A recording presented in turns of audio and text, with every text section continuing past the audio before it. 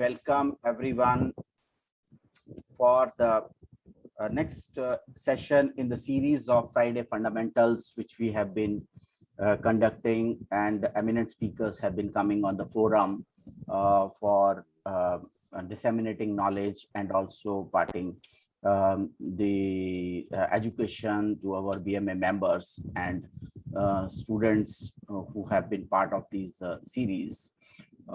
If I take today's session, which is geography, geography, when I heard the name, it was very, very interesting for me, let me tell you. As the name is interesting, same is the kind of work which the organization is doing.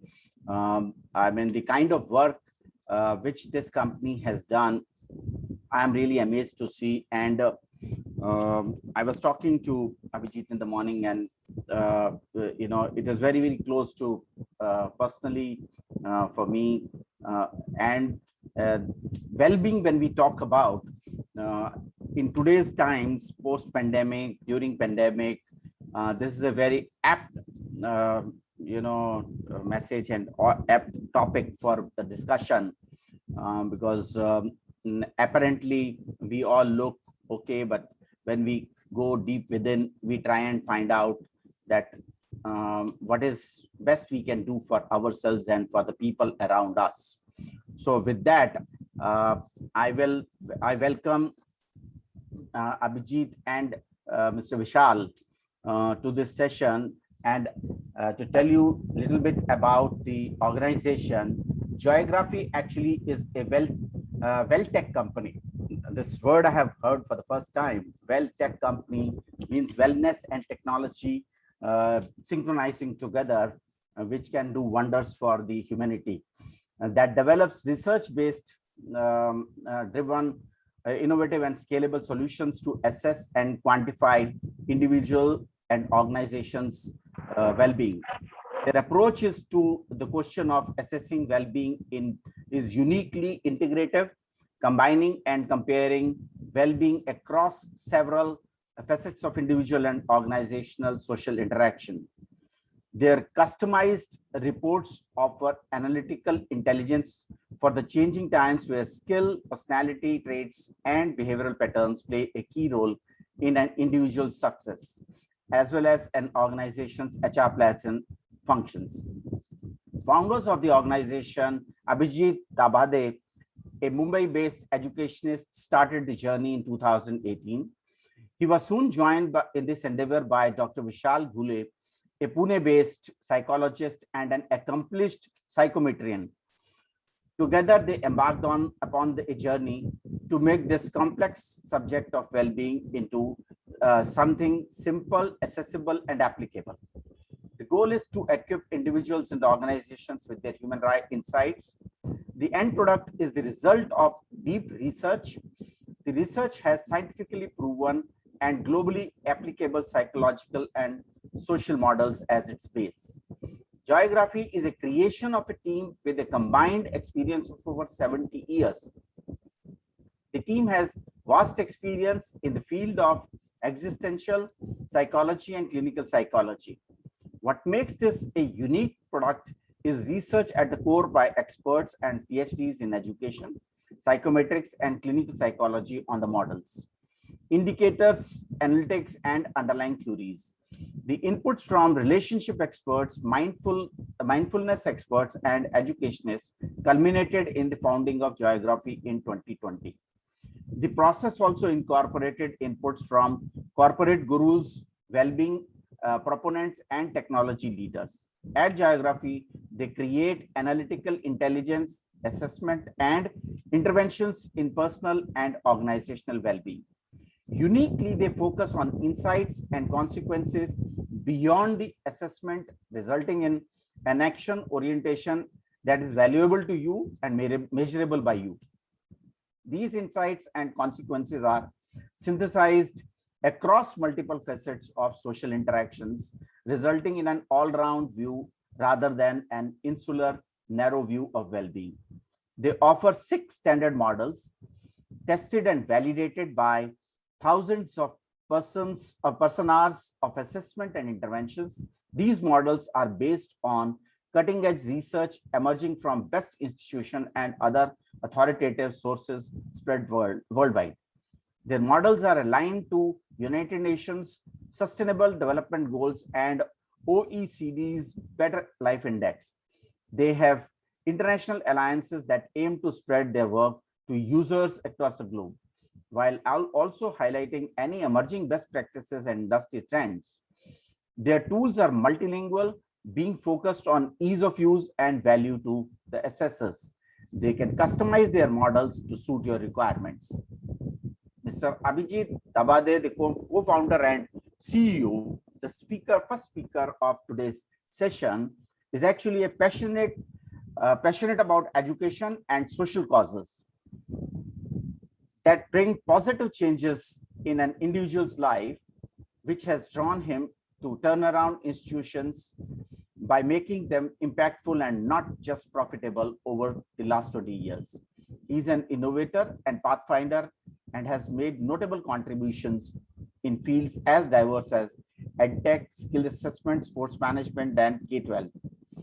Just to tell you more about him, his focus has always been on driving high social change through education and lately well-being technologies. He has worked in leadership capacities with Indian and multinational organizations.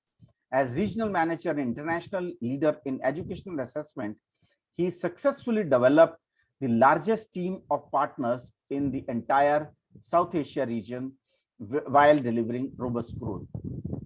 He played a major role in development of India's first sports management degree program, where none existed in the country earlier, creating several national level assessment tools for aspiring students and working professionals for career in sports management. And his video-based talks on the topic rank among the top 5 in the field. Abhijit developed innovative education initiatives to bring international practices in rural Maharashtra, benefiting hundreds of children in the state. Among other notable milestones are his design and delivery of assessment tools for a blended learning Nordics-based company that has recently been acquired by one of the largest investor funds in Northern Europe. He was recently awarded Young CEO of the year 2019 by American College of Dubai. As part of his social impact endeavors, he is official spokesperson for India for the International Wellbeing Economic Alliance. In the past, he has also served on the task force groups and education committees of CII and Mumbai University. Abhijit did his graduation from Ferguson College, Pune, and then went on to do double post-graduation in mass media, University of Pune, and marketing management from Track Training International, UK, and hold certifications in emotional intelligence, counseling, and well-being science by Yale University. Welcome, Mr. Abhijit, to the program. Thank you, sir. Thank you, sir. Second speaker for today, Dr. Vishal Gule, is the co-founder and CRO of Geography. He is a leading research scholar in the area of psychometric tool development, known for ability to design and develop human behavioral assessments and analytical tools with unique insights. Over the past 18 years, he has developed over 300 plus tools that have contributed in the area of well-being, policy reforms, gender neutrality, and friendliness, school student career planning and development, parenting, skill identification, and interventional strategies successfully for organizations, and impacting more than 20,000 people in private and public sector in his career so far. Wow.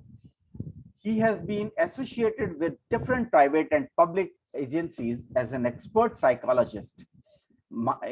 For example, in Maharashtra Police, University of Pune, Symbiosis Institute of Business Management, Pune, Municipal Corporation of Maharashtra State Prison Department, Ministry of Child and Women Welfare, and in the area of employee engagement, in pre-recruitment, behavioral, and stress management areas, Vishal did some notable work in Mahindra and Mahindra, Maruti Suzuki, Pune City Connect, Sakal Media Group, Haldias Chemicals, and CLR Skills.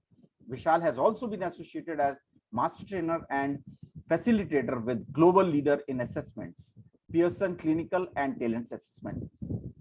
Dr. Vishal is also a practicing existential psychotherapist. 2,000 plus working professionals are benefited from his practice so far. He has completed 14,000 plus career counseling sessions in 18 years of his practice.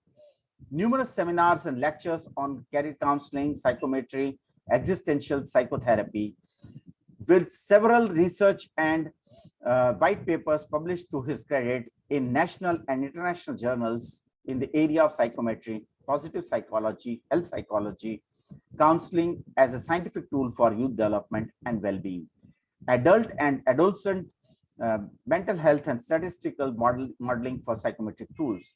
Hundreds of students continue to benefit from his passion to mentor them to develop psychology professionals who contribute in positive development of the society. Wonderful work done by you, Dr. Vishal, and we welcome you to this program.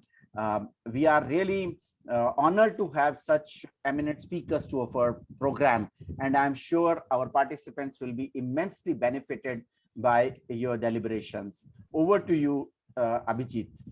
Thank you. Thank you. Thank you. I'm going to quickly share my screen and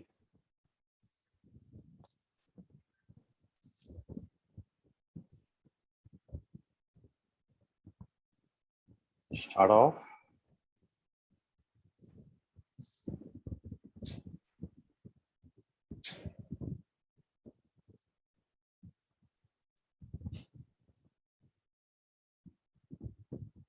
All right. So,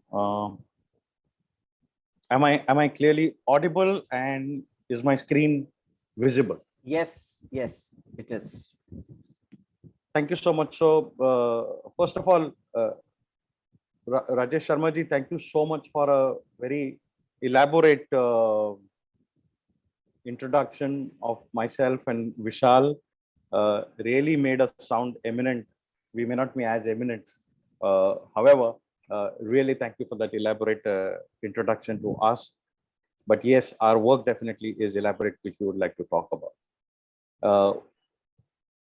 Furthermore, I must also take this opportunity to thank the Bombay Management Association, as well as Dr. Kavita Laghate, because when she heard with me in a public gathering a few days ago, we had a quick interaction, and she said, Abhijit, I think we should come over and talk about your work. So thank you so much, ma'am, for giving this opportunity to us to come and present our work today, this Friday evening. So let me first start perhaps with how did it all began. And while some idea was given by Vishal and Sir, okay, I'm just wanting to go to the next slide. Just give me a sec.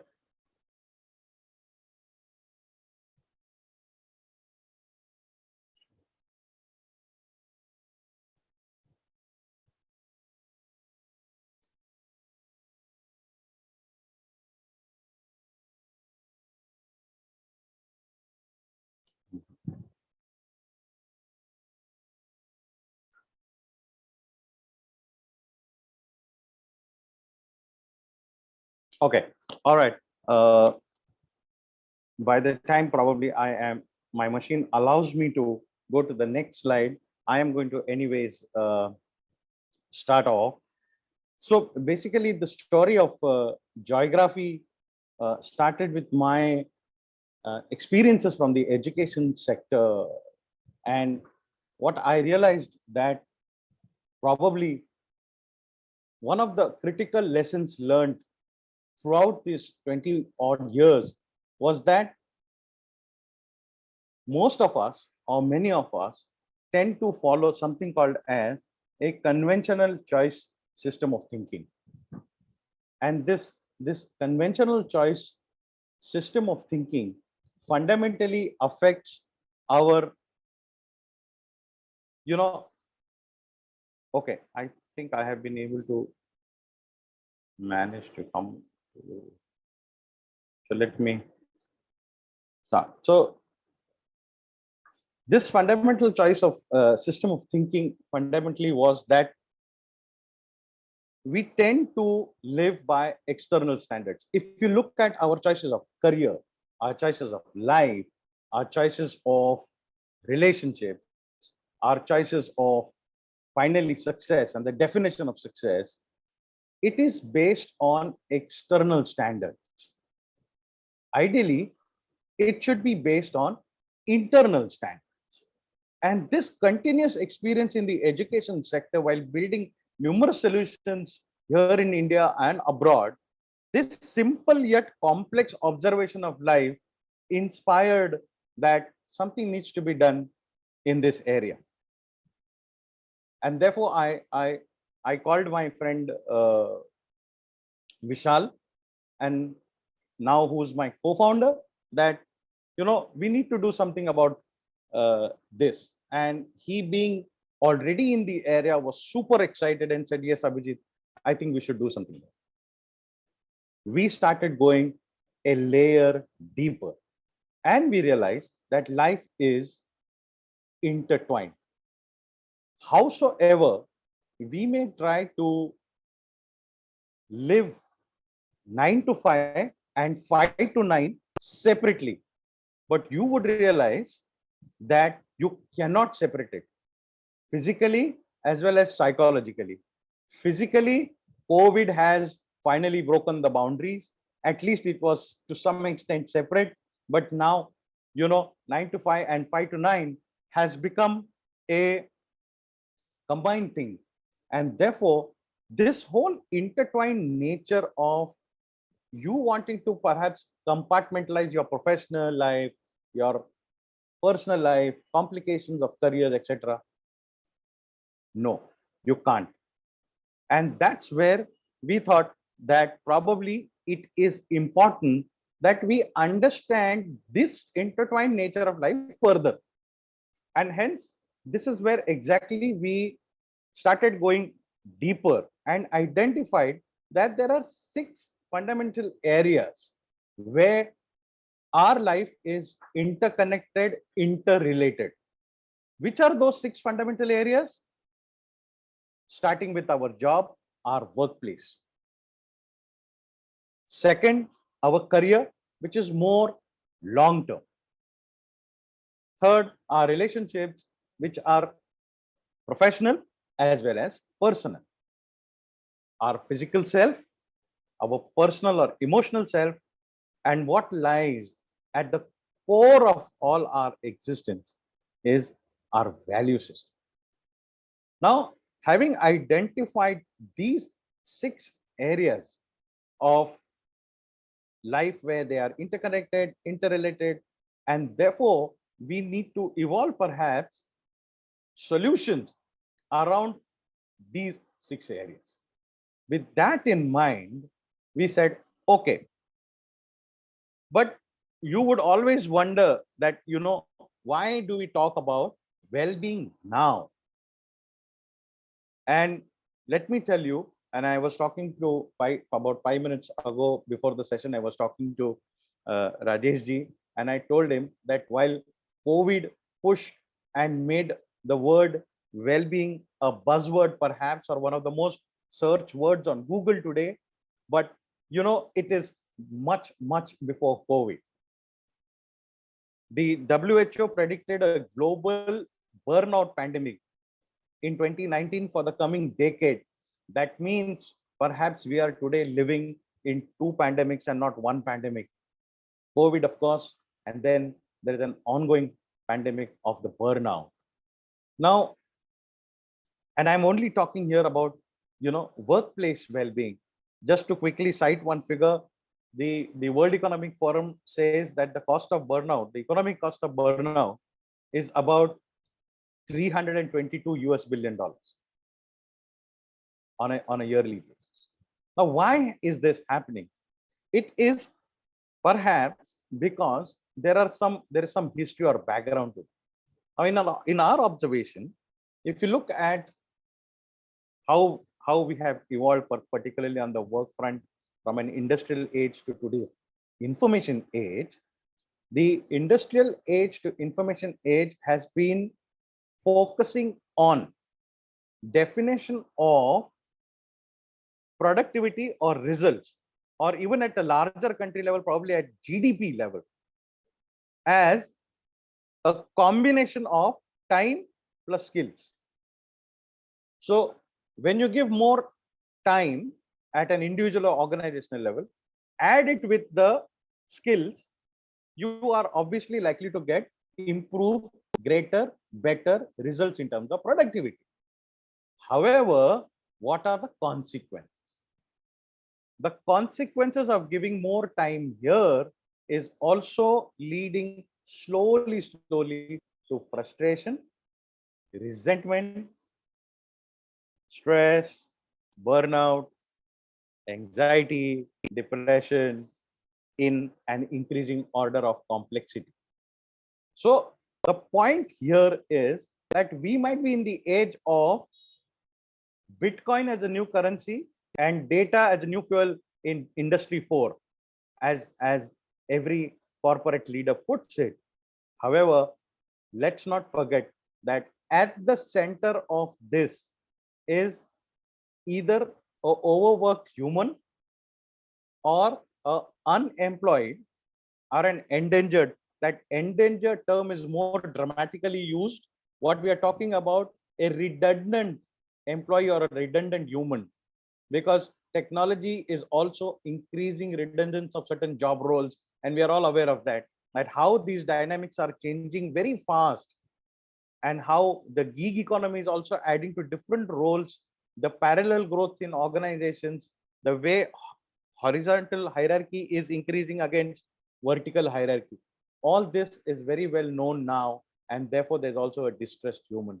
And that is the reason, all the more, perhaps we should now talk about well-being as one of the important aspects while we are discussing growth in terms of especially economy at an organizational level. And therefore, the whole idea is, and that is the reason we thought that we would like to work in this area and bring about something that people today are slowly talking, are at individual level perhaps coming ahead and discussing it, but largely is not very openly spoken about at an organizational level. And it is not only all the time about the stress, anxiety, depression. Well-being, I must also put here that well-being is not only about stress, anxiety, depression. In fact, let me tell you something. Well-being it's sometimes been misconstrued as only what I said about anxiety or stress or depression or mental. In fact, there are three terms. When you're talking about health, absence of illness, we say that it is positive health. When we talk about improving or working or improving on our lifestyle, okay, that's fundamentally wellness. But when we talk about health, improvement of lifestyle, overall personal and social stability, then we are talking about holistic, which is what is well-being. And that's the difference perhaps between health, wellness, and well-being. Unfortunately, these terms are interchangeably used, and hence the role that well-being overall plays, we feel, is no longer optional, but in terms of individual and organizational growth, it is now essential. And therefore, the rise of well-being as an era. Having said that, let me quickly take you through how did we therefore go about developing geography, and how did we go about our research. Those 6 fundamental areas having identified, we started mapping and measuring 174 human behavior traits across these 6 well-being areas. And these 174 human behavior traits were further divided into sub-dimensions, or something that gives us insight into thinking, feeling, behavior, emotions.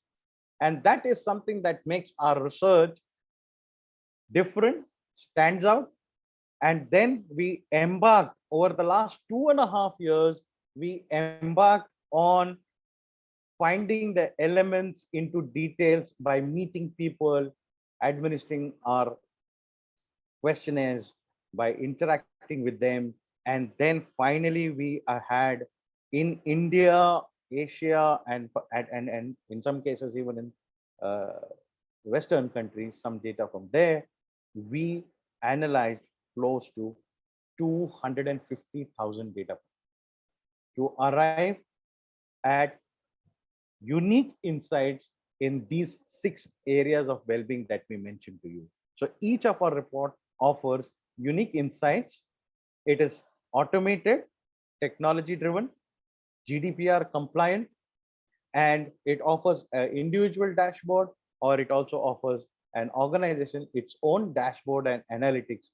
Depending on the organization's objective, we can run the tools, offer the analysis so that they can help. We can play a catalytic role. We can help you in your HR initiatives, or in physical well-being initiatives of the employees, or cultural initiatives, or change management initiatives, depending on the objective or issues or challenge at hand in your organization. Of course, this tool, another differentiator is that these tools are customizable. This is so what I'm talking about is, let's say, for example, there are 2 factors that you take from personal well-being and 1 factor from relationship well-being, and you ask us that, can you combine and make a new or a different assessment for us? It's possible. The way we have designed the system, we can customize it. In fact, we can even customize it for external stakeholders. If you feel that there are certain aspects of customer or consumer psychology you want to understand from a well-being perspective, to have better marketing communication, to have better product design, then even the tool can be customized for those purposes. And that's how we went about doing this. And you can always visit the website. Some of you, I am glad that we had invited for the a free emotional well-being assessment. As part of the webinar, we opened up and made the assessment available, and I'm happy we received more than about 70 people participating in it, and some light of it would be thrown by Vishal about how you can look into your own emotional well-being results or interpretation as such. Happy to also share with you that we are internationally affiliated with the Wellbeing Economy Alliance. 2 years back, you would have heard of New Zealand presenting the world's first happiness budget. That's part of the initiatives that is part of Wellbeing Governments. Wellbeing Economy Alliance was actually, or has been instrumental in forming a new force, emerging force called Wellbeing Governments. We are members of that, and then there we are also at individual organization level members of the American Psychological Association, standard global norms of American Psychological Association, and of course the ITC and SIOP given on the screen. So with this, I'm sure you have got an idea of why we started Joygraphy, how we went about starting Joygraphy, and what kind of contribution we can make at individual and organizational level. I'm going to invite Vishal straight away to get into the topic of today's discussion, and something that we wanted to pass to you on integrating individual and organizational well-being. Vishal, over to you.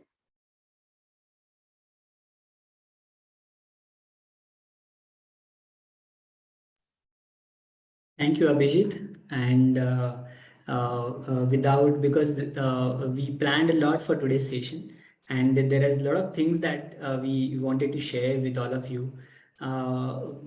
Since we are talking about well-being, there are certain things that before explaining how Joygraphy can help, how Joygraphy can help you to understand the well-being, I want to give some certain statistics, some current status on the issue. So these reports are from last 2 years only. All the statistics that we have received, it's from reports that are published globally in last 2 years. Almost more than 65% of the working population, they are suffering from work-life balance. We are going to talk more about work-life balance, but 65% is huge number, alarming number. So it's like out of 10, 7 people are suffering from work-life balance. 44% of them are suffering from stress of work culture. 43 from suffering from burnout, as Abhijit also referred it. 43% are suffering from burnout, and these are the people who have reported that they are suffering from these kind of issues. We can just imagine the number of people who are going through it, but just out of fear of losing a job, or out of fear of they can be labeled, they must have not came forward. Since 43% is again a huge and alarming number. The next statistic that we got is again quite alarming, profoundly alarming rather. Willing to leave job due to lack of appreciation. Appreciation is one of the need that motivate us to do what we do for living. So it's not only about satisfying our basic needs, it's about satisfying those psychological needs, and appreciation is one of that need. And that is why we can see the 95% of them are currently working. They are even ready to shift their job, or even to leave the job they are currently doing, because the major reason, there are n number of reasons, but the major reason is lack of appreciation. And that is why well-being has become a concept which is essential. It's not just something that is value addition. It's something which is essential, and as referred by WHO, that it's a pandemic. It's a pandemic of burnout. So we are going through two pandemics. The further numbers are again this one is by Microsoft. Their 2021 survey explained that more than 41% of the employees globally are considering resignation, are considering to resign and shift to the new job. It's like a revolution. It's like a revolution where people are just not only focusing on earning money from the job.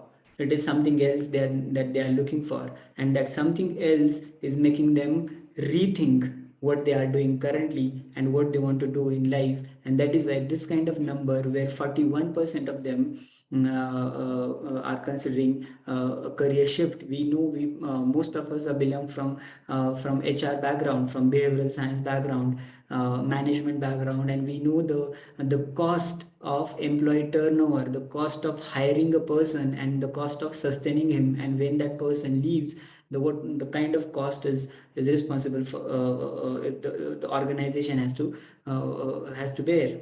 So these numbers are quite alarming, and since in my personal practice, I came across different cases, different clients who are going through these issues in their workplace. I would like to share one incident, one of my clients' story with you. Obviously, the details will remain anonymous, but 15 days back, this particular client approached me, and he's a senior manager at in a IT firm, one of the founding member of the organization. Now, this founding member, they were doing well. Again, pandemic, we got a bad hit. All of us, we got the hit of the pandemic. Similarly, they went through their share of issues and their share of financial crunch because of the pandemic. Now they are again back to the job. Now this particular fellow, this particular person, he is one of the member who spent 12 to 16 hours every day to build the company, one of the founding member. develop very strong and healthy relation within the organization, within the management, with management also, enjoyed healthy relation with them. Now, since the organization is going through certain financial deficit, the backlog is huge. Now everybody is under pressure. He himself, now he has developed, because of this pressure and because of getting different sort of everyday different sort of communication pattern from management, he started developing the fear of losing the job. Imagine somebody who had spent more than 6 years and more than 12 to 16 hours per day in a job. It's become that job doesn't remain job, it's become a life of a person. When he approached me, he said, sir, if I'm going to leave the job, I'm going to just start a supermarket. I'm going to start a supermarket. I'm not going to remain an engineer anymore, because I cannot just face it. He had certain certain attacks of certain panic attack. The insecurities was there. There was certain lot of fear of losing the job, and more than job, the kind of relation he had with the co-worker, and this all took him to start the self-blame. He, and this entire guilt and the entire insecurity, fear, this everything boiled down to displacement with his family. Displacement is a term in psychology, which we just displace our anger, which is unconscious, our guilt, which is unconscious, to someone else. And that someone else is a spouse, is parents, it's children, can be anyone. And this leads to, again, having very unhealthy communication pattern in the family, distance with the spouse, and and with this, there's a lot of health issues again. He put on a lot of weight. Because of that weight, there are other issues like thyroid, the hypertension. These kind of issues started. Sleepless nights become regular, and this entire work-life balance ended up having distance with the spouse. And then he realized he needs help. When he approached me, we discussed the whole thing. Why I started with this particular case, this is not one example. There are many people. There are many people here right now, and there are many we know. We have experienced this, that we are going through this. That is why this is a pandemic. We all are going through this, and that is why these kind of numbers are there. And this statistic is quite alarming. And therefore, I want to share certain current scenario which now in the entire world, the globe is basically looking at it as something like we need to now start talking about it. And that is why rethink the growth. We need to rethink now whether the growth that we are saying that it is a growth, whether it is really a growth or it's really a progress. This growth is insufficient. This growth is not, because wealth has become an increasingly adequate indicator. Why it has become increasingly inadequate indicator? Because David Cameron, for example, in his recent speech, he said that GDP used to be an indicator of how a nation is doing, whether the nation is doing well or not. Now it's not GDP, it's GWB. GWB is general well-being. General well-being, how strong, healthy relations we experience, and how, as a society, how we are living our life. And this is what now entire world is now talking about, is now started thinking about it. As Abhijit said, New Zealand has presented a first budget which has well-being as a center. So now the entire nations are now talking about it. Our own Nobelist Amartya Sen has done very good work in the area of behavioral economics. Now, behavioral economics focuses on well-being a lot. Well-being, because it's not only about being happy, or it's not only about being wealthy. It's about able to function well. It's about able to explore all your human capacities. So Amartya Sen basically conceptualized a healthy society, a healthy human being as a human being who has all the functionality possible, and he called it as a substantive freedom. The freedom that we are experiencing is not freedom, because the abilities that we don't have opportunities to explore those abilities, explore those capabilities, unless we have that opportunity. Now, how that opportunity will be created?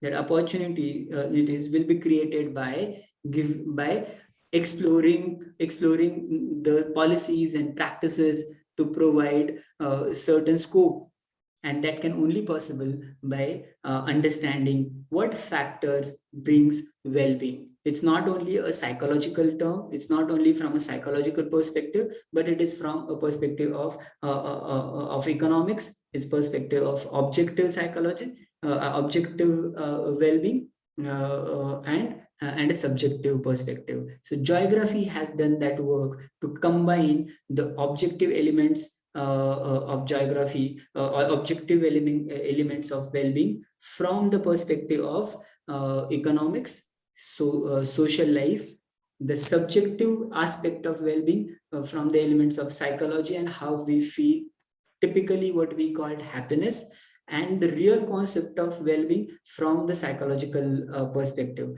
So combination of these three, and Amartya Sen's work was a guiding work for us to combine these three aspects and get a model that Abhijit just explained about geography. I'm very happy to see this news yesterday. It's yesterday's news. It is there in the Hindu, the career edition, and title says that top 100 companies. It is yesterday's news only. The top 100 companies, they got selected. The criteria of getting score in the top 100 companies was one of the biggest criteria, or the criteria that has given most of the scores was mental well-being activities. So what kind of mental well-being activities? And this is in India, and I'm sure all of us, this is very soothing sort of news, where we can see that now corporate is taking their bit and started thinking about it from the perspective of well-being, where this particular initiative got most of the score.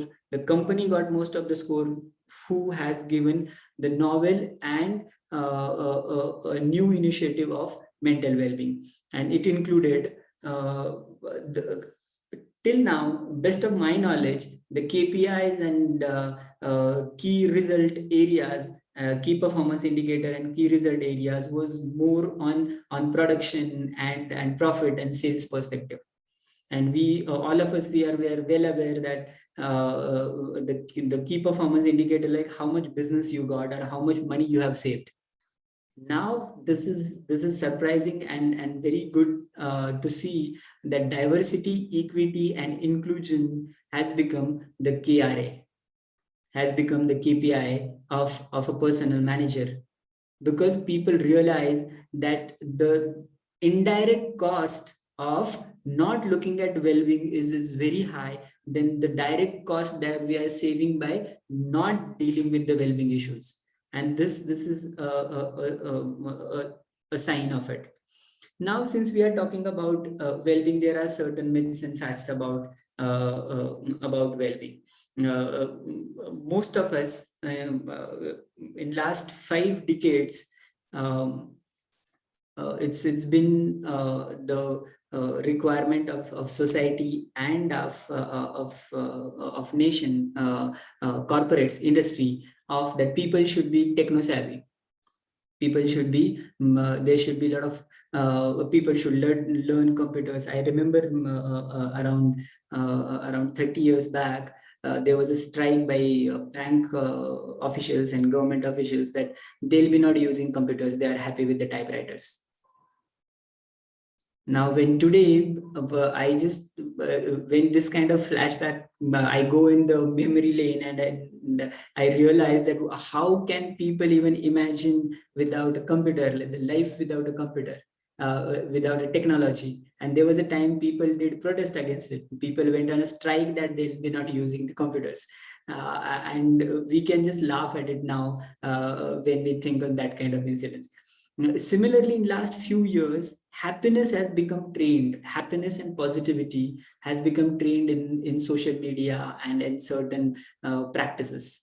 Now, I would like to clear this myth that happiness is not well-being. Happiness is something which is subjective, which is fragile, because for me, happiness is something else. For you, happiness is something else.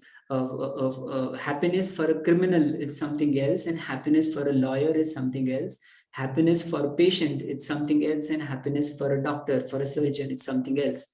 We cannot generalize the term called happiness as well-being, because well-being is just living, just functioning well.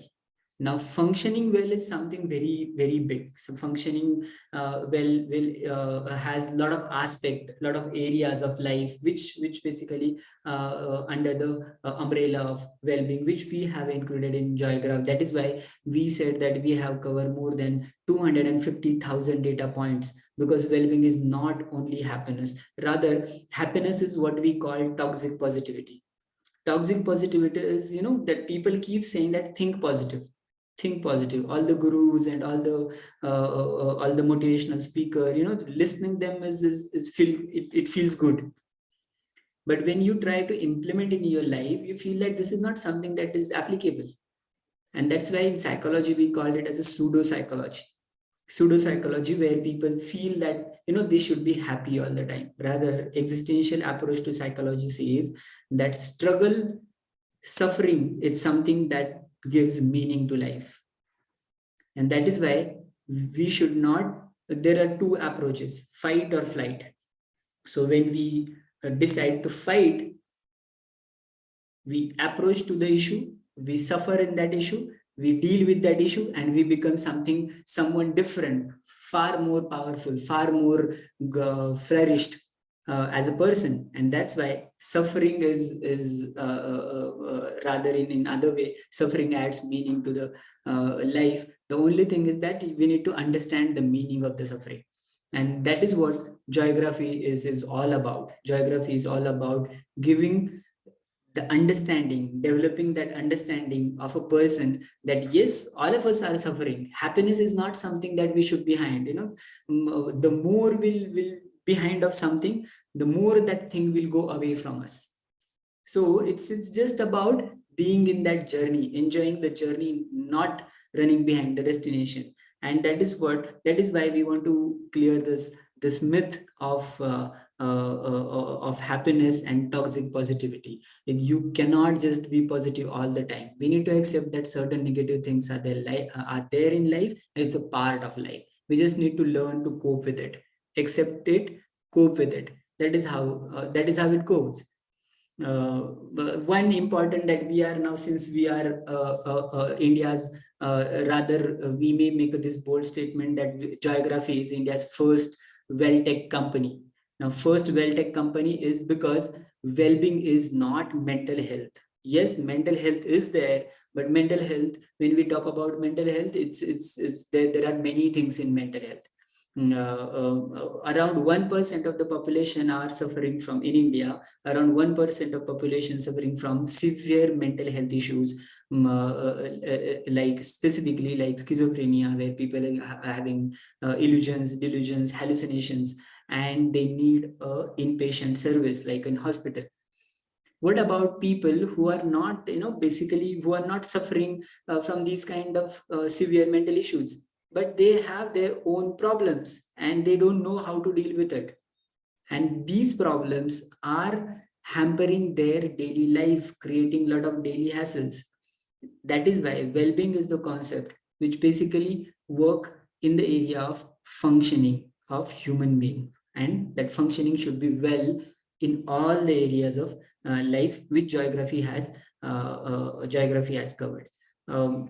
It's also about economy. The comparison between life satisfaction of US citizens and life satisfaction of Indian citizens, it's almost same. So in last 5 decades, the GDP has, especially in US, GDP has grown like anything. But life satisfaction and remains same, and it is even similar of Indian counterparts, Indian population. Why it is the so money is not the answer for everything. Having a lot of money, having a lot of, because people are now working on huge packages. So is it making them functioning well? Is it like the more the package, the more amount of work a person is doing? Is it like that? So we need to give a thought on it. Similarly, we talked about mental health issues, and they are they don't create problem in daily functioning if a proper treatment provided, if proper support provided. That is why the inclusivity at the workplace is something is very important. The cultural inclusivity, environmental inclusivity, and behavioral humanness of the inclusivity is very important. After these myths and facts, the concept of well-being, I'm sure, is very much clear, and there are certain myths which we wanted to clear. Now, since we are talking about individual and organization, we are integrating the individual and organizational well-being. I have this simple maths that I've been following in my life. As Indian, the average life expectancy is around 60 years. Now, almost 25 years. In my case, I have spent almost 30 years in education. So after spending 30 years of education, remaining 30 years that I have got, because life expectancy is 60 years, we never know. Death is the ultimate truth of life. And remaining 30 years, if we divide it into days, it's become around 11,000 days, the working days. I'm not counting the nights in it. I'm going to spend those 11,000 days into working. So that work become like my family. It's become something very significant part of my life. If that working life, that working environment, that working culture is not correct for me, I'm going to suffer the days that I have in my hand. And if you calculate in days, you'll realize that there are very few days remaining. The active days, as per the calculation, the active days that we have hardly around 7,000 to 8,000 days that we have in hand.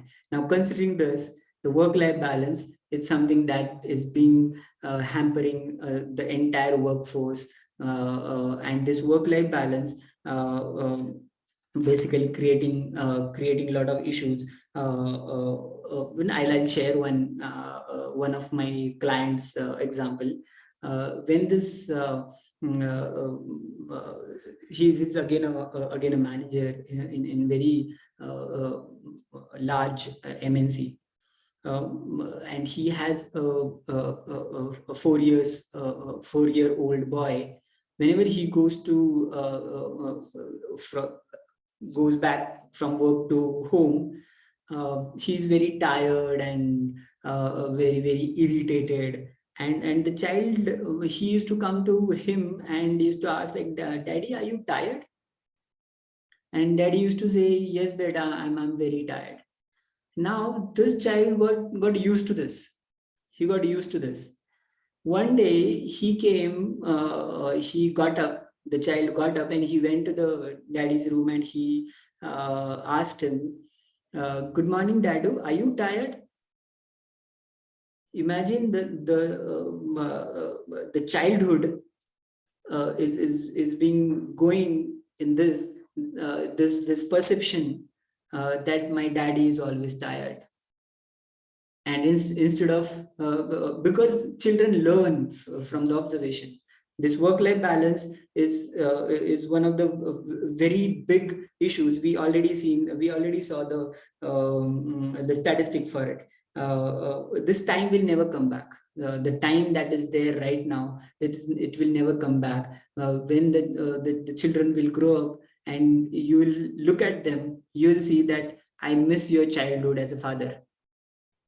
I could not enjoy the childhood of my child being with him because I was so busy. As I like this term, which Abhijit explained me one day, that he called these cities as EMI cities. The cities, the metro cities in India, they are EMI cities. You know why? Because everything is available to us. We got credit cards, we got EMIs, we can buy anything. So, and we do buy everything, right from jewelry to foreign trips, to gadgets. Anything we can go and buy within a second, just a swipe away. But then those EMIs are there, and we are living for those EMIs, and we are missing the real happiness in the life. And that is why this work-life balance has become, and the work-life balance is one reason. Because of that, the guilt, the anger, the negativity, fear, the fear of losing, anxiety of EMIs, anxiety of not finding something good, anxiety at the workplace, the environmental issue, the bullying at the workplace, these kind of issues, it creates the burnout. The burnout is basically the scientific definition of burnout. It's psychological, emotional, physical exhaustion. It's not only physical exhaustion. Last year, I guess a couple of years back, you must have saw the news that employee in Japan, he died on the street because he was so tired. He was just walking on the street and he died there. I guess on 28 years old. It's the point of burnout that person was experiencing. Then this burnout, it unconsciously, this whole thing, our mind and body they are connected. When everything boils down to your mind, whatever you are experiencing, whatever thoughts you have, whatever fears, anxiety, negativity, the competition, aggression, these things are there. They goes deep down to your mind, and then they are like, they work on the law of energy. The more you will push, the more it will come out, and it comes out in a different manner. So the manner is, we heard about this Big Boss winner guy, some Shukla, I forgot his name. He died with a heart attack, and when he was in sleep. Now, I got some questions. I'll answer them once because I want to take this in a flow. He died with a heart attack, and very healthy, and the kind of lifestyle they follow, the kind of care they take for the body. Everything boils down to the mind, and then it comes on. We have incorporated this in geography, physical well-being. In the physical well-being assessment of geography, we are assessing people on their physical health, which, because of their other issues in their life, how their physical health is going to be affected. Physical health, where sleep issues, headache, gastrointestinal issues, respiratory issues, stress, how stress is creating issues in body. So there is a section called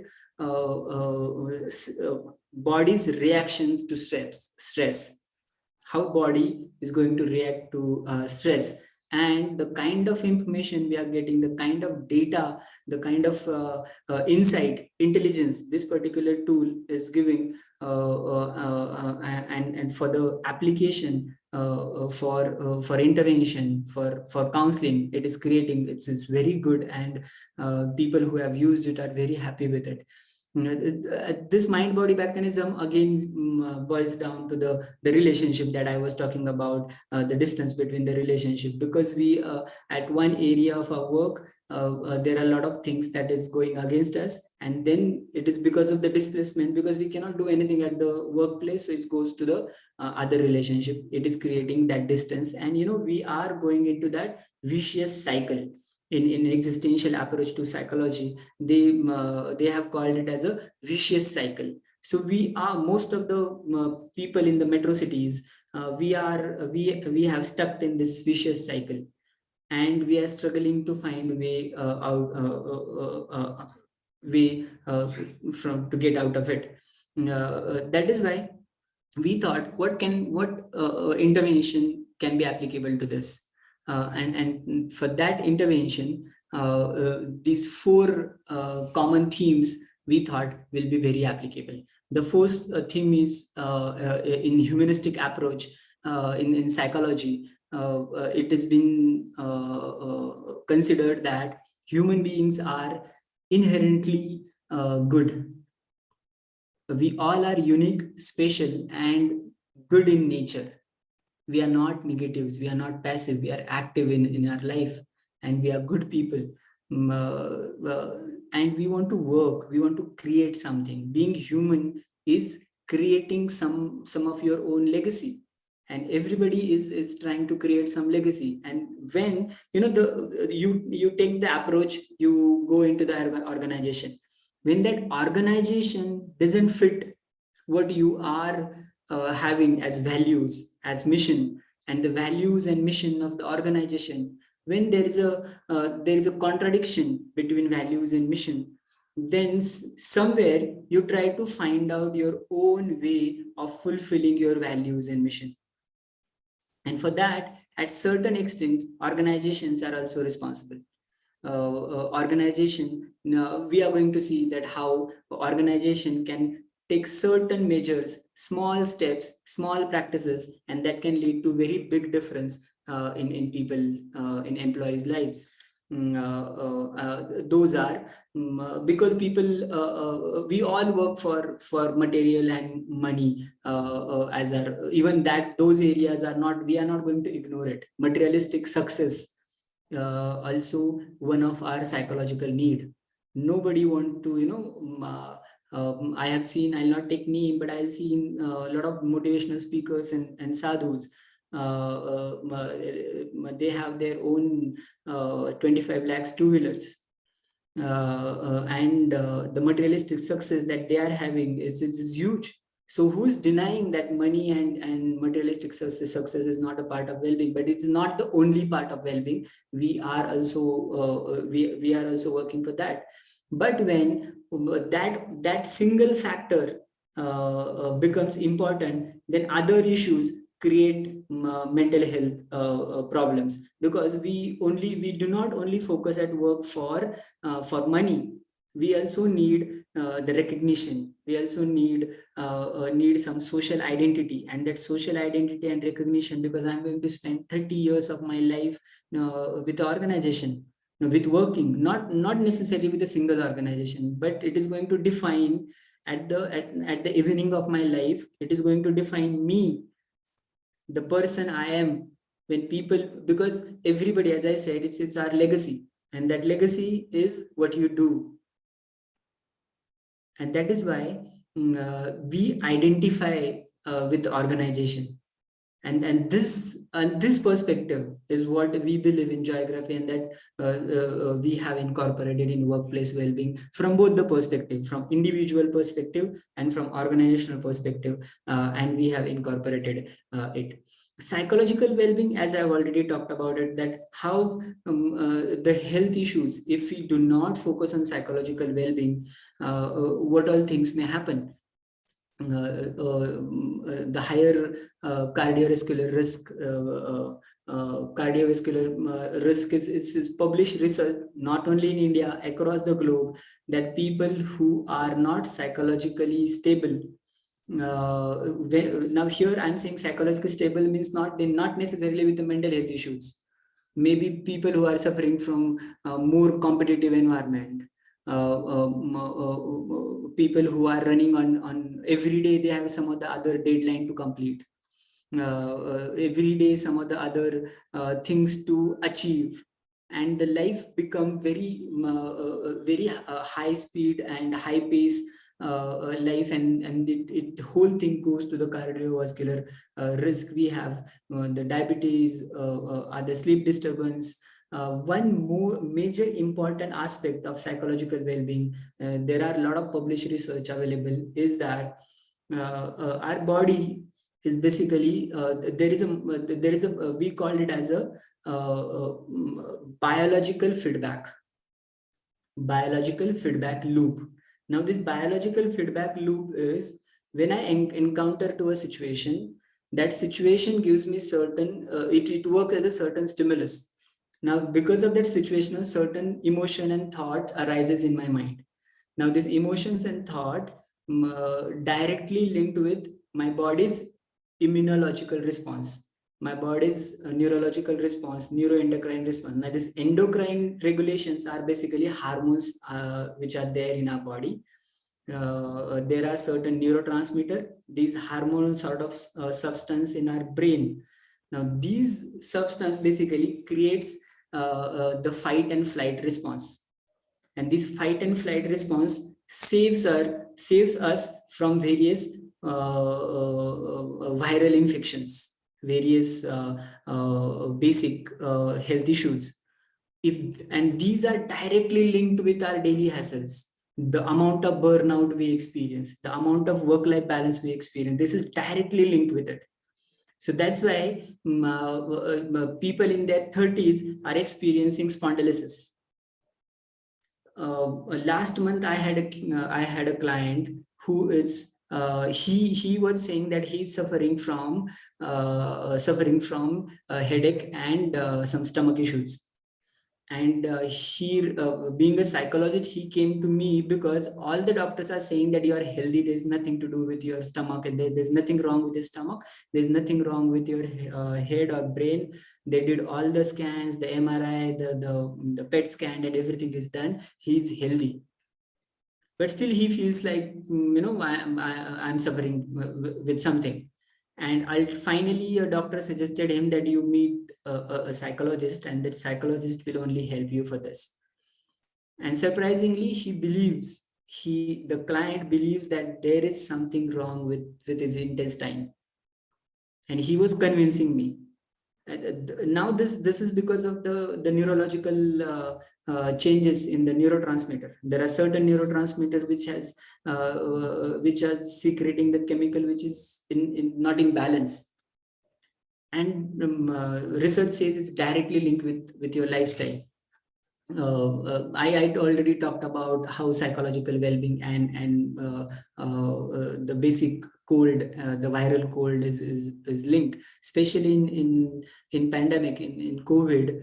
Even WHO has published the report that people who are psychologically stable, their coping is good, their well-being, they have achieved their well-being. Those have dealt with COVID very nicely, and they even their immune system had fought without any vaccination, has fought with the virus. So it's linked, and we cannot ignore this linkage. The kind of turnover, this statistic is from UK. Sadly, we don't have that kind of full-fledged research in our country, but the amount of money has cost because of absenteeism, because of employee turnover, because of non-productive behavior of employees. The numbers are alarming. There are some researches that were there even in India last year.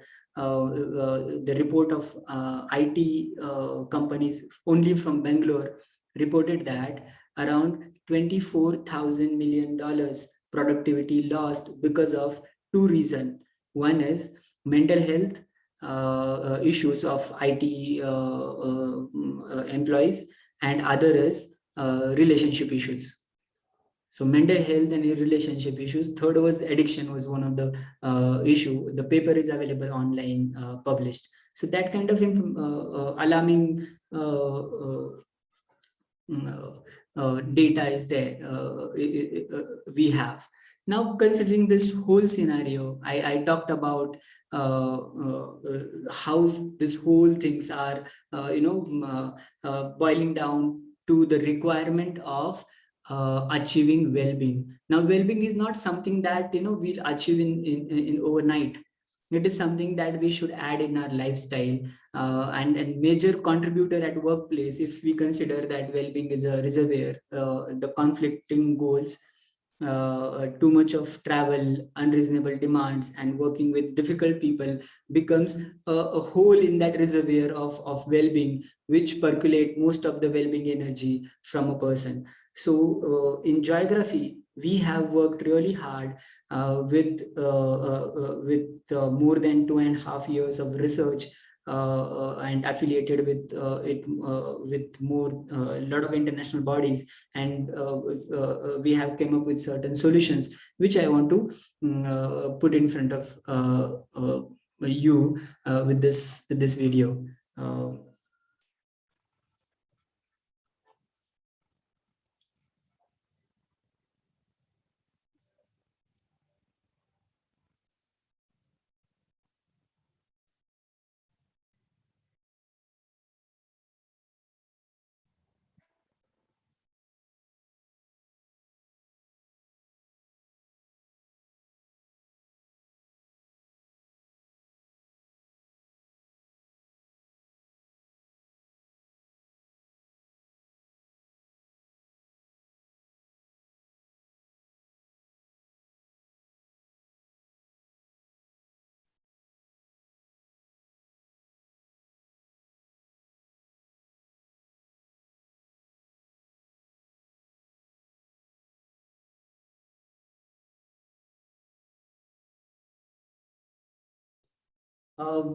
Is there any any- sound?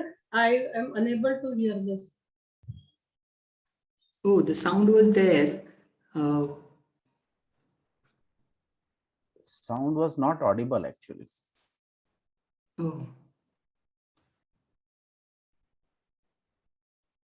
I suggest it's available on the handle, social media handle. Yeah. And there is a small data that, but maybe Vishal, you want to quickly get onto Yes. the organizational tactics that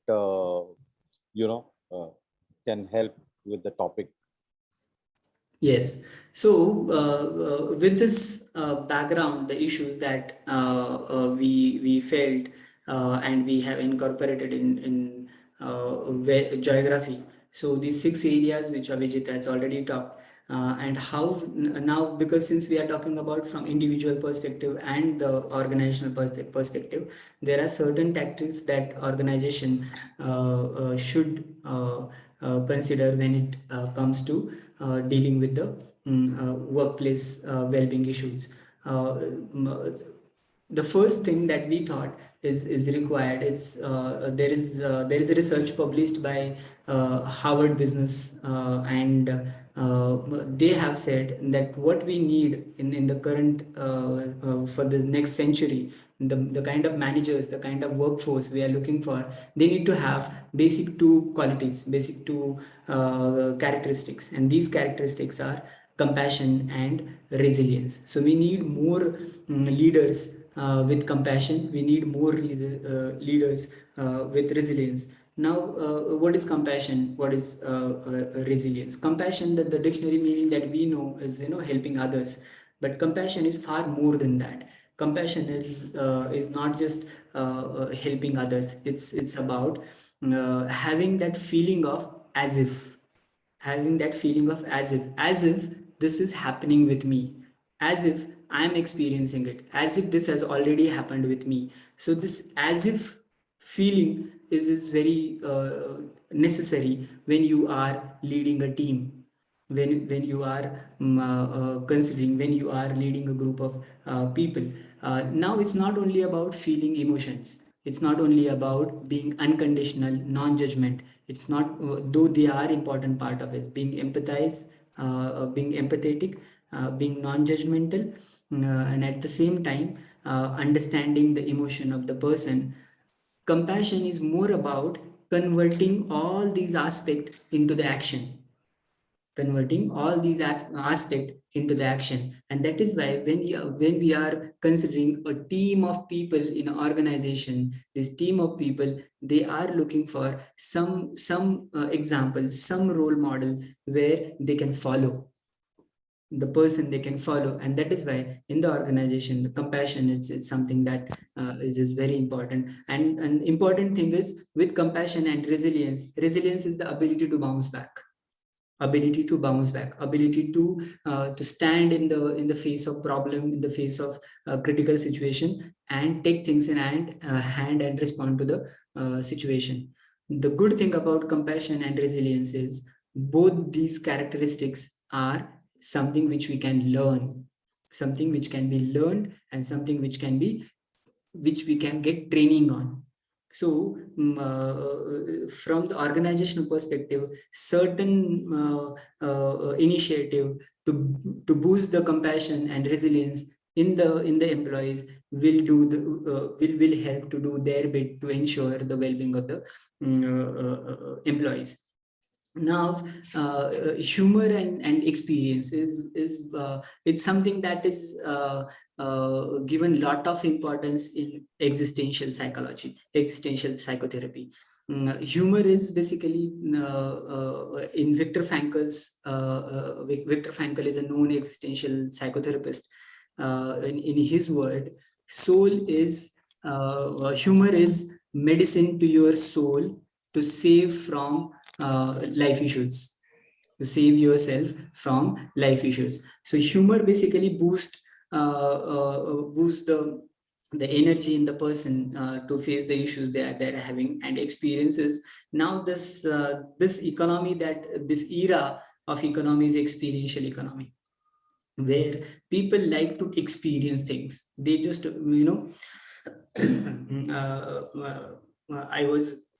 I was talking with one of my client, and I came to know that from that child, that anything more than 4 statements become lecture for them. And they don't want lecture, they want more of an experience. That is why we need to have certain practices in the organization which will add a certain experiential value in the life of employee. And last point is policies and practices that we need to start in the organization. Now here, policies and practices means something that you want to for that I would like to share this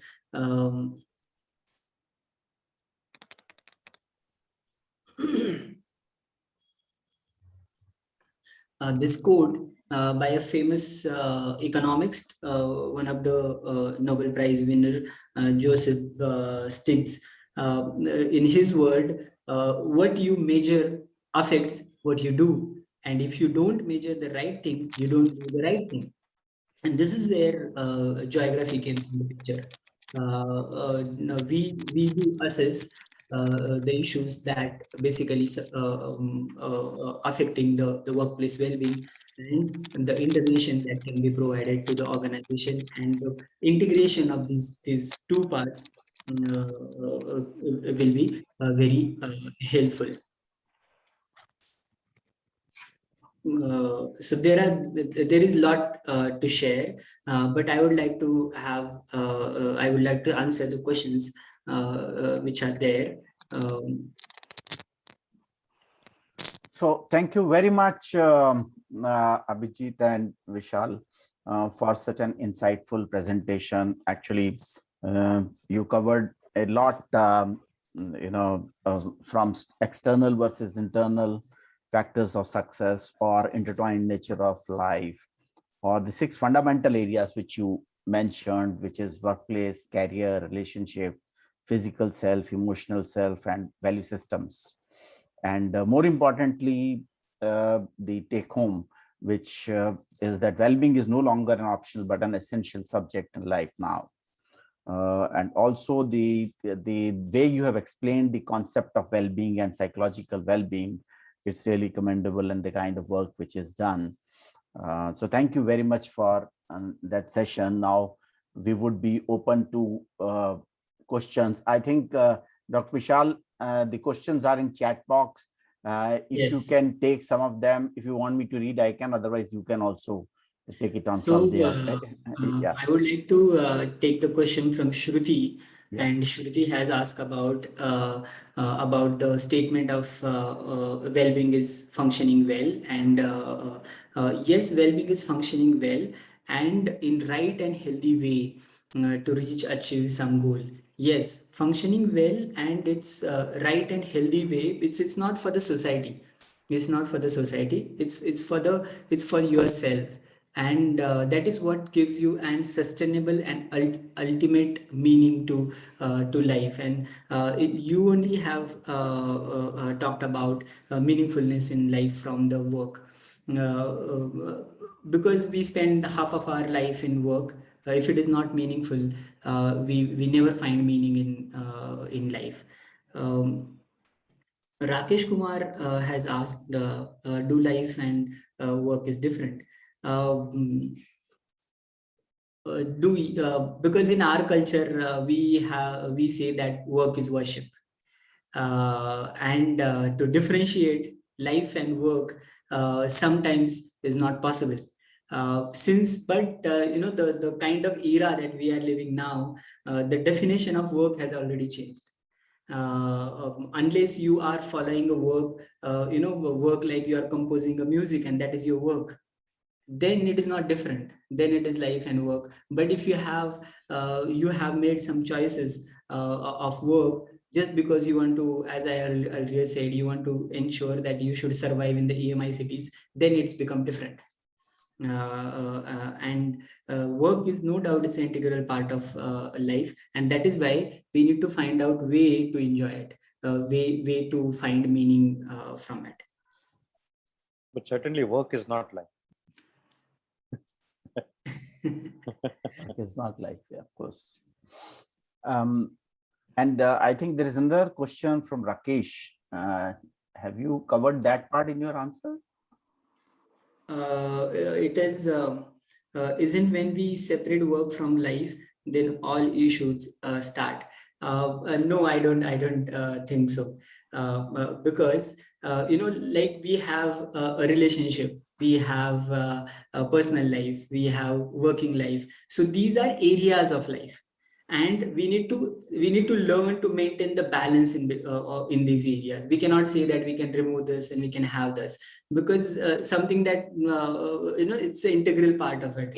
I don't think if you remove work, when we separate work from life, then all issues start. I'm not agree with this statement, because unless, yes, I understand from where you are coming, Rakesh. Somebody who has chosen work from their hobby, for them, the boundary of work and life are very thin, are very thin. But even for those people, if you go and see their personal life, still you'll realize that yes, there has to be certain boundaries. And I feel there are other issues, not separating work from life. So thank you very much, Vishal. And in this session, we have a very regular attendee in our sessions, our senior who has been blessing these sessions very regularly, Mr. Inderpalji. Inderpalji, would you like to share some No, thoughts? I just wanted to congratulate both the speakers for very research-based and very thorough kind of exposition on the subject.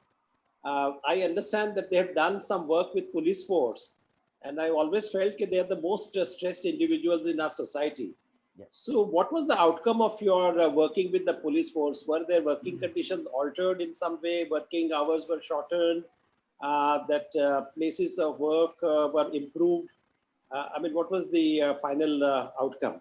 Because I think we have a large police force. Maharashtra alone would have, I think Bombay has 50,000, Maharashtra would have another lakh or two.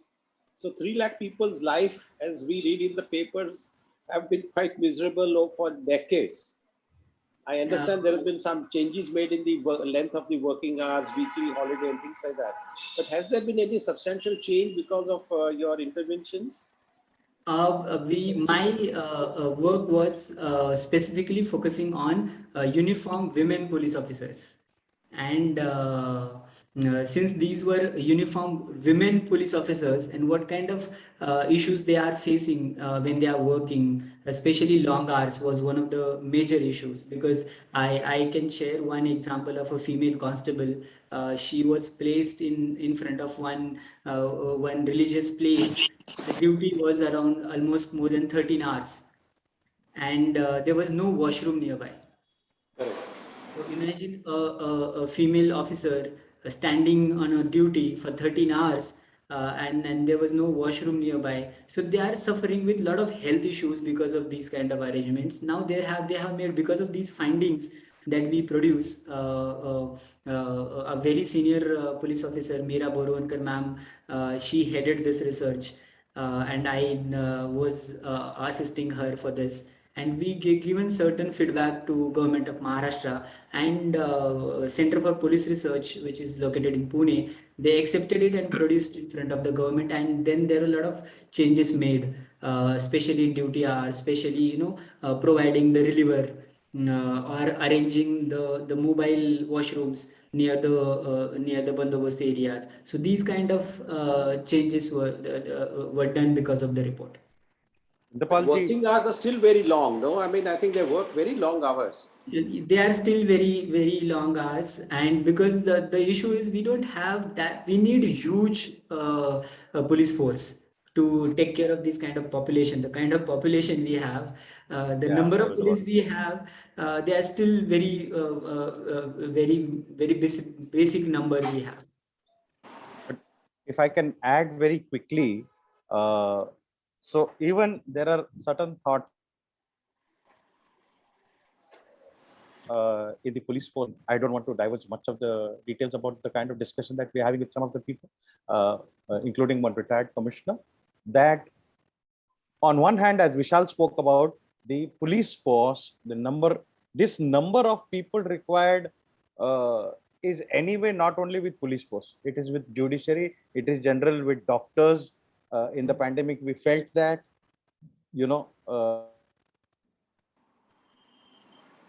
the debatable Ayurvedic doctors, can they be allowed to do surgeries? Now, on the external side, what they are trying to do, and the discussion is currently on, is that they are identifying certain pockets every police station of vulnerable population that is likely to commit certain crime, who are already disturbed, and what kind of well-being initiatives,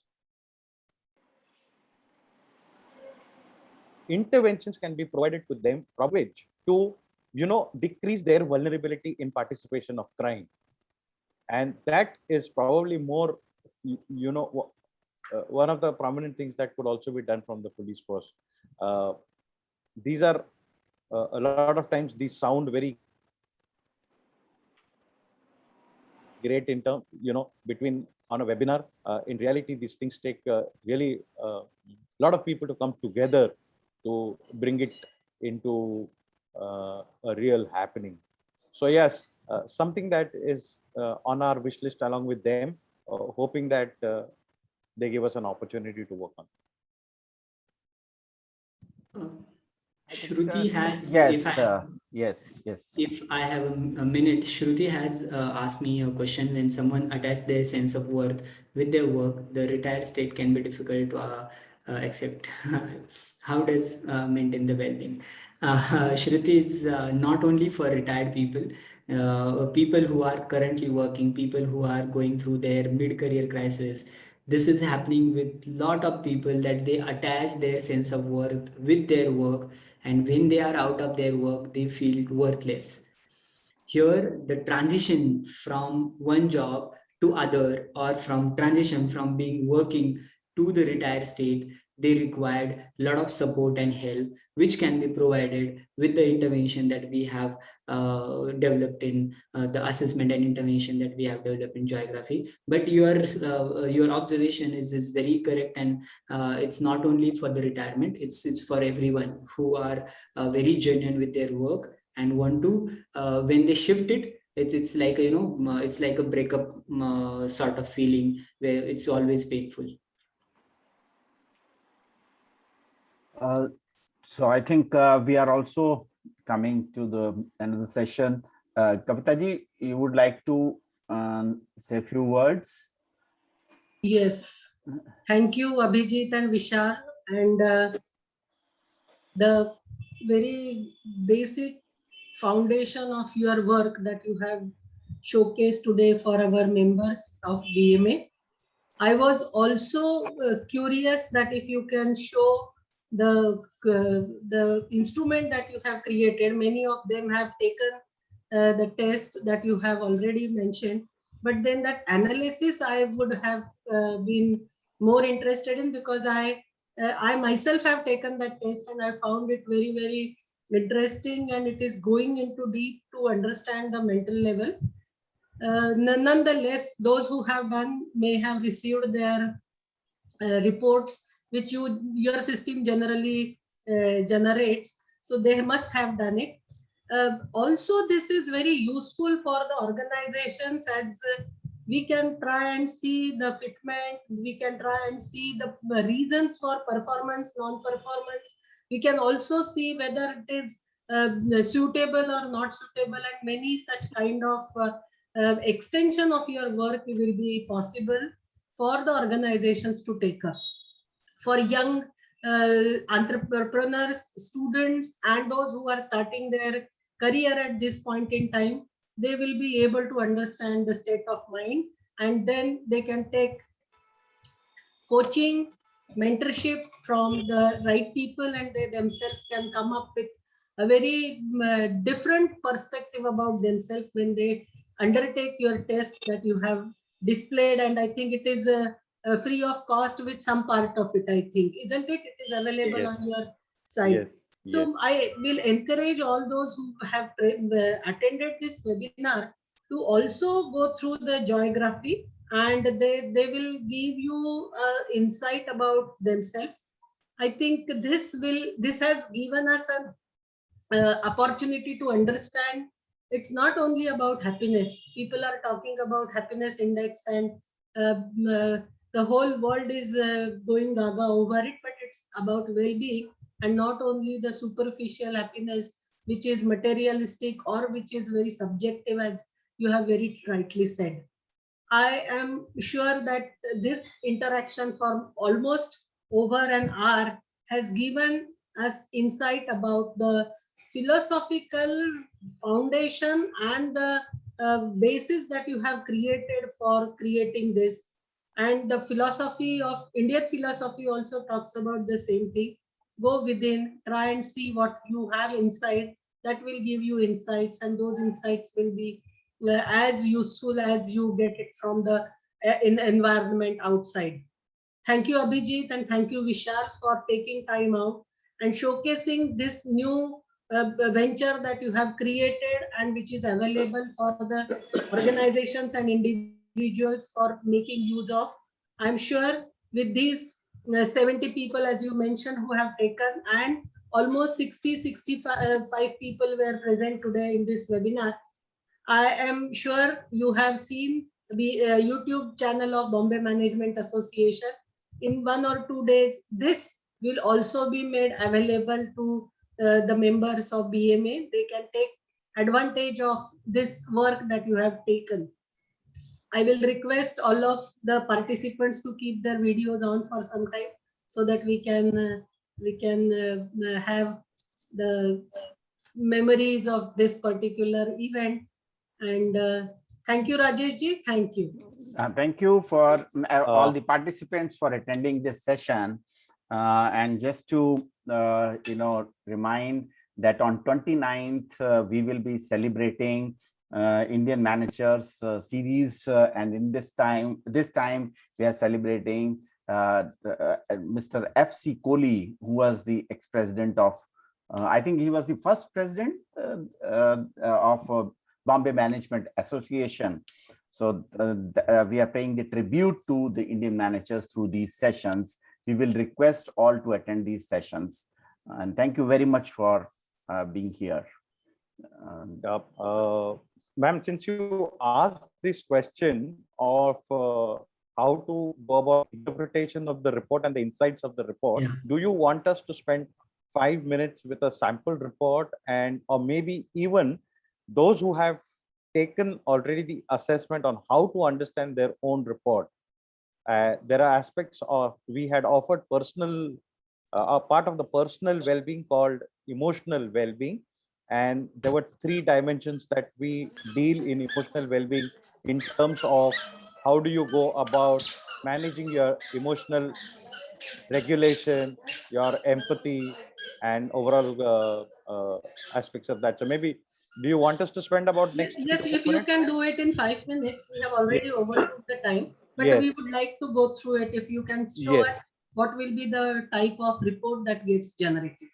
Okay, great. So Vishal, can you just display one sample report and give a quick idea from the presentation of what does, if somebody is a high or a low, mean to themselves? Sure, sure.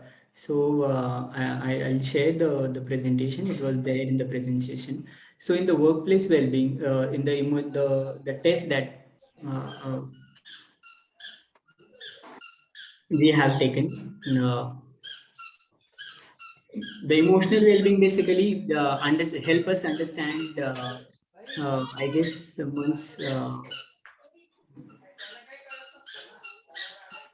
There is a emotional regulation that perhaps we need to do within ourselves at the moment.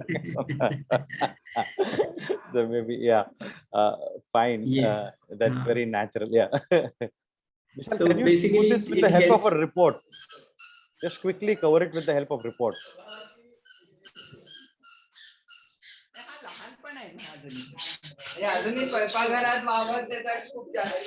Someone is Somebody.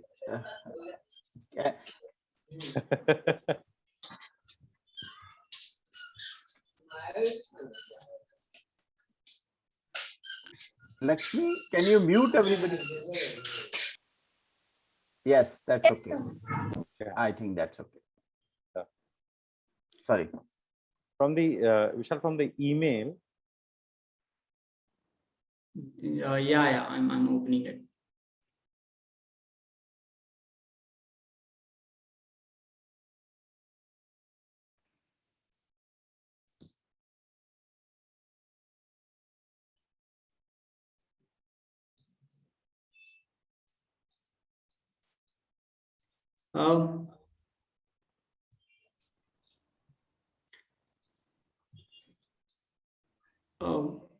Because that report is on the personal well-being report. We Abhijit, I'll be able to explain with the PPTs only.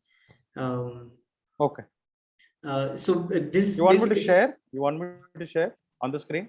Yes, please, if you can. Okay, just give me.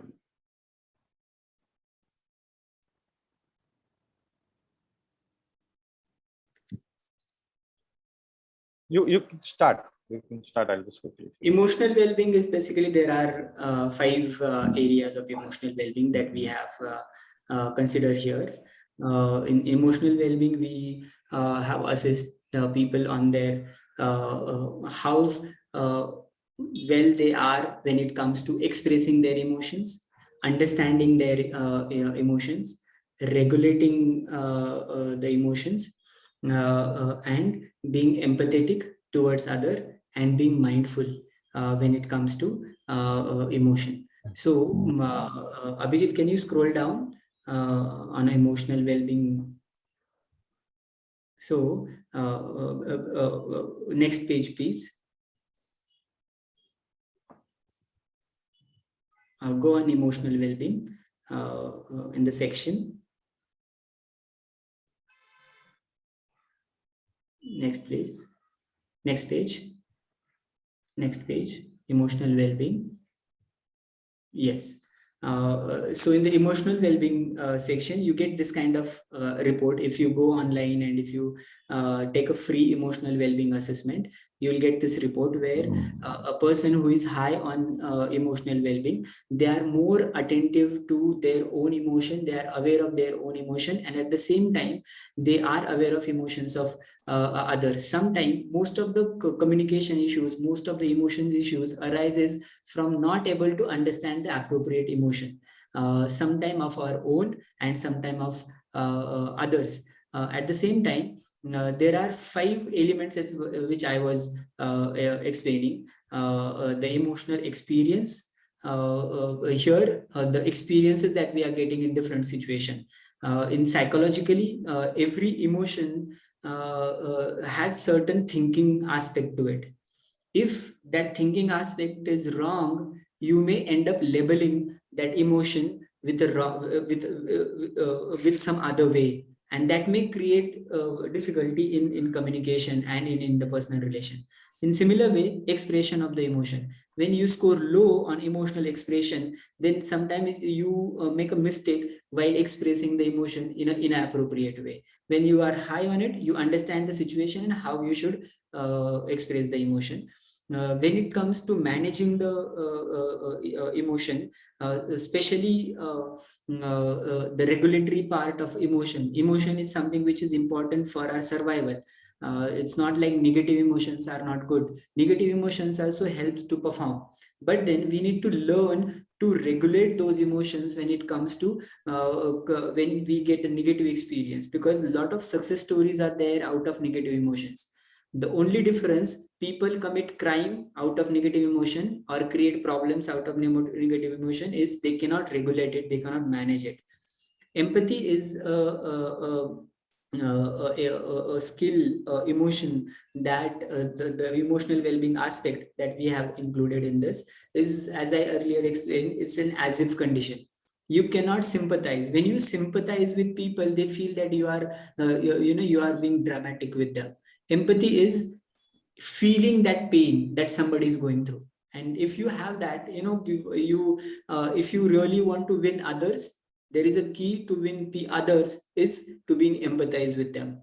That is the only way. Last part which is there in the mindfulness, being attentive. Mindfulness is a concept which given by Gautam Buddha almost 2700 years back.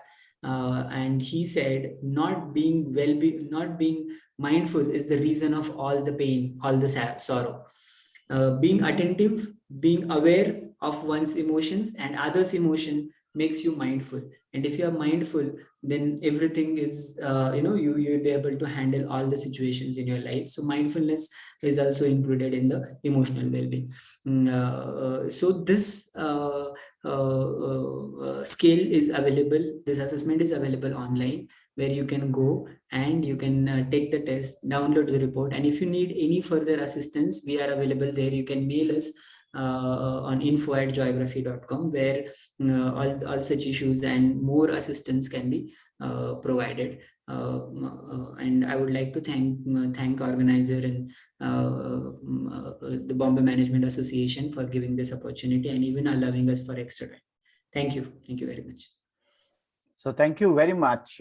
And we can meet on 29th. Thank you very much. Thank you so much. Have a great evening ahead. Thank you. Thank you.